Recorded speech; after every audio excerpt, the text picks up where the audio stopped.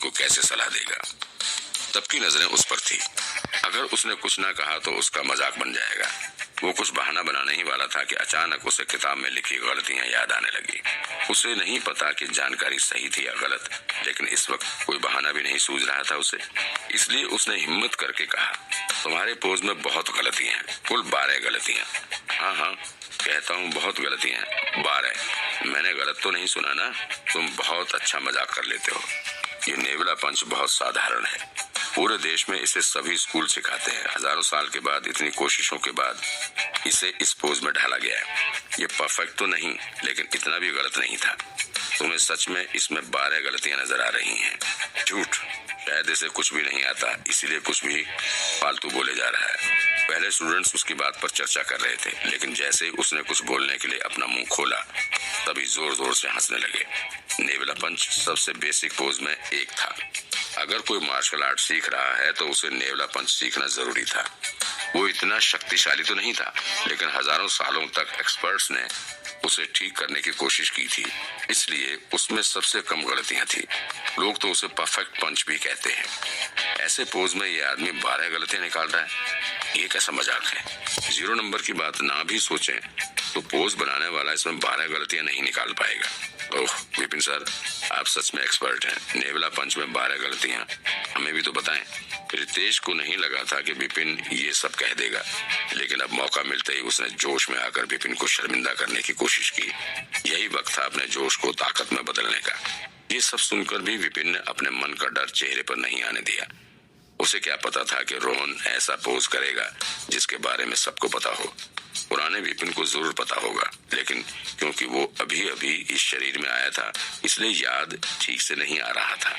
लेकिन वो दूसरी दुनिया का है, जहाँ जानकारी की कमी नहीं है। उसे शर्मिंदा करना इतना आसान नहीं। हिम्मत करके वो फिर बोला, भरोसा नहीं हो रहा है। ऐसा नहीं है कि मैं सलाह नहीं देना चाहता, लेकिन तुम लोग मेरी बात पर भरोसा नहीं करोगे, और क्योंकि तुम वैसा नहीं करोगे जैसा मैं कह रहा हूँ, तो इसमें मेरी कोई गलती नहीं है। रोमा चलो, इस तरह का चैलेंज का कोई तुक नहीं है। रुक जाओ, हम तुम्हारी बात मान लेते हैं, आगे बोलो। विपिन को जाते देख रितेश ने उसे तुरंत रोका। तो लग रहा था कि विपिन जानबूझकर गलतियां बढ़ाकर बोल रहा है, ताकि लोग उसकी बात पर हंसें और उसे ऐसा कहकर भागने का मौका मिल जाए। लेकिन ऐसा मौका उसे दोबारा नहीं मिलेगा, तो वो विपिन को कैसे जाने देता।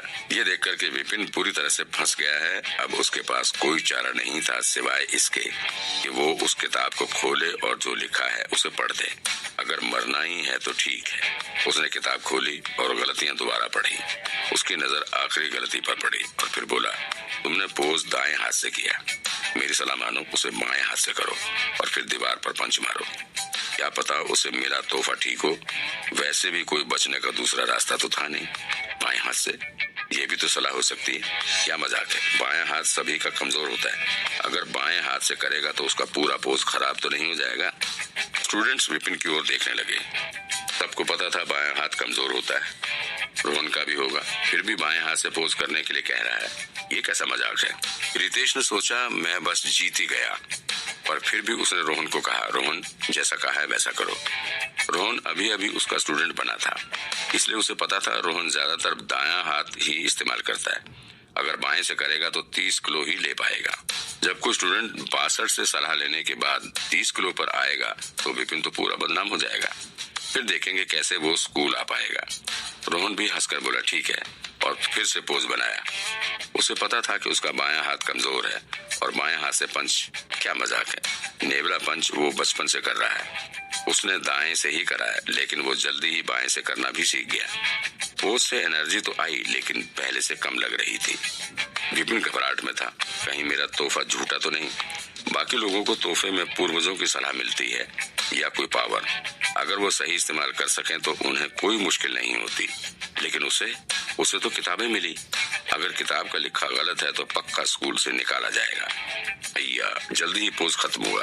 रोहन ने दीवार के पास जाकर बाएं हाथ से पंच मारा। धाड़, नंबर आए 1। मैं तो सोच रहा था 30 होगा। 1 लिखा देख रितेश हंसने लगा, लेकिन इससे पहले वो अपनी बात खत्म करता शब्द उसके गले में अटक गए। उसे अपनी आंखों पर भरोसा नहीं हो रहा था। 123, 1 2 3, 123 किलो, पहली बार 62 किलो और दूसरी बार बढ़कर 123 किलो। ये तो दोगुना हो गया, मतलब 100% की बढ़ोतरी। क्या सच में स्कूल के सबसे अच्छे टीचर भी अपनी पहली सलाह में ऐसा शायद ना कर सके? रोहन को भी विश्वास नहीं हो रहा था। क्या ये मैंने किया? वो दीवार की तरफ देखता ही रह गया। उसे पता था कि वो ज्यादातर अपना दायां हाथ इस्तेमाल करता है, लेकिन उसे सोचा भी नहीं था कि उसके बाएं हाथ में इतनी ताकत होगी। लेकिन ये दुगनी ताकत वो सपने में भी नहीं सोच सकता था। बाकी स्टूडेंट्स भी अवाक रह गए। विपिन का तो दिल किया कि खुशी से उछल पड़े। लाइब्रेरी की जानकारी सच है, किसी भी इंसान का टैलेंट और कमियां जानना और फिर उसे सही तरह से इस्तेमाल करना, कई दुनिया में घूम सकने वाले किसी भी इंसान के लिए ऐसा तोहफा मिलना तो किसी स्वर्ग से कम नहीं है। विपिन हंसते हुए बोला, तो अब क्या कहते हो? तुम्हारी सलाह से 20% बढ़ोतरी हुई और मेरी सलाह से 100%। रितेश सर, अब क्या कहना चाहते हो? रितेश का मुंह लाल हो गया और वो कुछ भी बोल नहीं पा रहा था।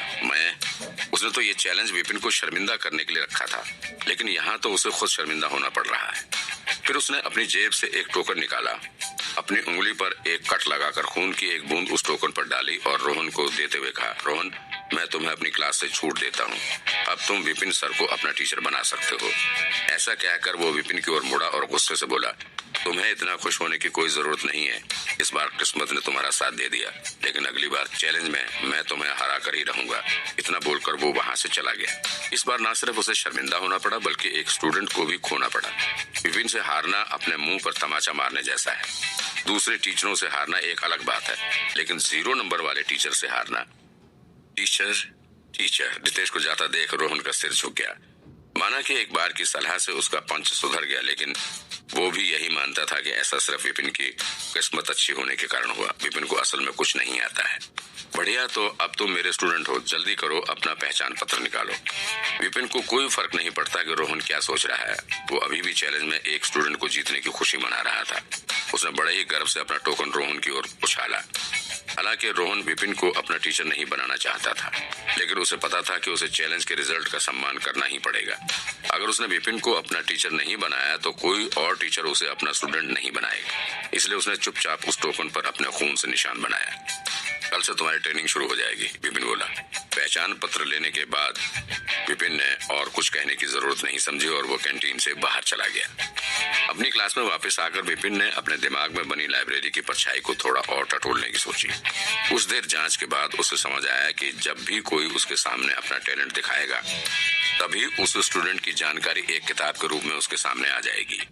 इस बार तो मेरी किस्मत ही खुल गई है। इस लाइब्रेरी की मदद से वो किसी की भी जानकारी पहली मुलाकात पर ही जान जाएगा और फिर 0 नंबर आने की नौबत कभी नहीं आएगी। ऐसा सोचकर उसका दिल खुशी से भर गया और अब वो अपने भविष्य के लिए बेहद उत्सुक था। क्या तुमने सुना? रितेश सर और विपिन सर में अभी अभी चैलेंज हुआ था। वही विपिन सर जिन्हें 0 नंबर मिले थे। चैलेंज तो पक्का विपिन सर ही हारे होंगे।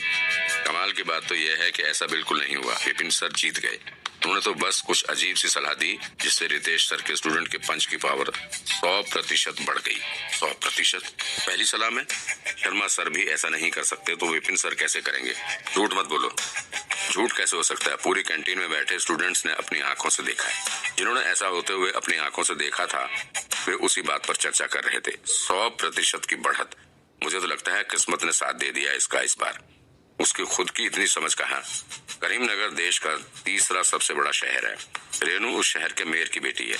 बचपन से ही अच्छे स्कूलों में पढ़ी है और उसका कराटे स्कूल आने का कारण भी सिर्फ शर्मा सर के स्टूडेंट बनना है। उसने सपने में भी नहीं सोचा था कि वो शर्मा सर से भी अच्छे किसी टीचर के बारे में सुनेगी, तो उसका इन बातों पर विश्वास न करना स्वाभाविक था। किस्मत? मुझे नहीं लगता कि सिर्फ किस्मत के सहारे कोई 100% की बढ़ोतरी कर सकता है। पास ही बैठे एक और स्टूडेंट ने उसकी बात का जवाब दिया।